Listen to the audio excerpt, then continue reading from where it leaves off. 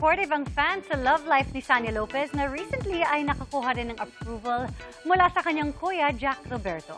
Pero di lang yan ang kilig na hatid ni Sanya dahil magka-comeback din ang tambalan nila ni Gabby Concepcion simula Lunes. Makichika kay Athena Imperial. Melody! May magbabalik para magpakilig.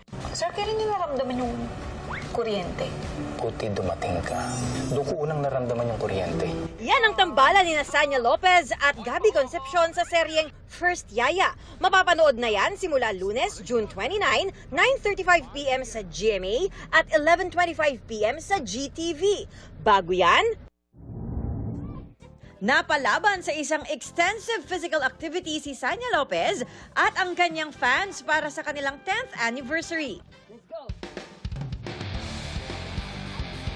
Nag-hiking at nagtanim ng mga puno ang grupo sa bahagi ng Sierra Madre Mountains sa Antipolo. I really wanted to give back to our Mother Nature. Maganda rin na nangyari kasi syempre nagiging healthy pa tayo at the same time. Hindi lang yung nature ang napapaganda natin, kundi yung mga sarili natin dahil talagang pataas, paakyat, so napapalaban talaga tayo. Thankful si Sanya sa kanyang supporters na nakasama niya. As fans na naging friends na rin ni Sanya, happy sila sa relationship status ng Sparkle actress. Mas gusto ko lang rin naman na private muna yung life natin na yon, pero sila naman din, in fairness sa Sanya Warriors, nakakatuwa sila na alam mo yung support sila.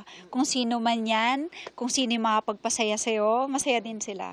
Happy rin si Sanya na approve sa kanyang kuya Jack Roberto ang boyfriend na ipinakilala na niya. Yung kuya ko yung tumayong tatay na sa akin eh. So ngayon na kung makakahanap man ako ng partner, kung siya na ba talaga, syempre yung trust ng kuya ko, sana hindi masira yon. Athena Imperial updated sa Showbiz Happenings!